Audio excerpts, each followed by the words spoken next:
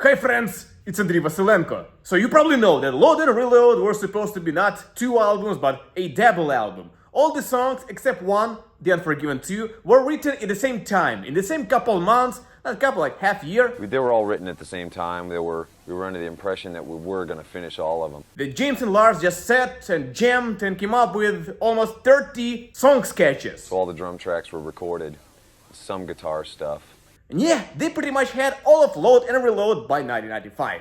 And even though the songs were rather simple, just from the sheer amount of music to finish, it was too overwhelming for Metallica. And so they decided to just focus on a half of the songs to make a proper one album, and then return to the rest and make another one, Load and Reload. And really, we got down to the wire and thought, we're not going to be able to finish all these. Let's just finish the ones that we've got most done on. And even though they're supposed to be like twins, they're somewhat different. The former is more like laid-back one, and the latter is more energetic. Actually, like twins are in real life. One is more calm, and the other one is kind of dominant. And it gets more apparent just to look at the speed of the songs. The fastest ones on Load are almost 170 BPM. That's Ain't My Bitch and Wasting My Hate. And yeah, that's the fastest one. Something that in that tempo range was like on the slower side of Kill 'Em All, say. And on Reload we got two over 200 BPM. Fuel and Prince Charming. And also Load has more bass, licks, bass moments. So why is that difference? Why there is such a gap between these two albums? There was supposed to be like one.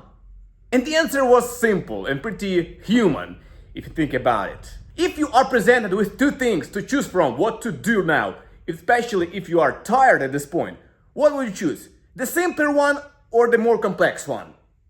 The simpler one. Yeah, the future me will figure it out. Fuck you, future me. The ones that we got the most done on were kind of some of the easier songs. And when you're in the studio, you kind of start off with some of the easier stuff and get used to the studio again. And so they chose the more simpler, slower, less complicated ones for now, and the rest, which is more fast, needs more work, they hang on their future selves to deal with. I think they're a little more extreme.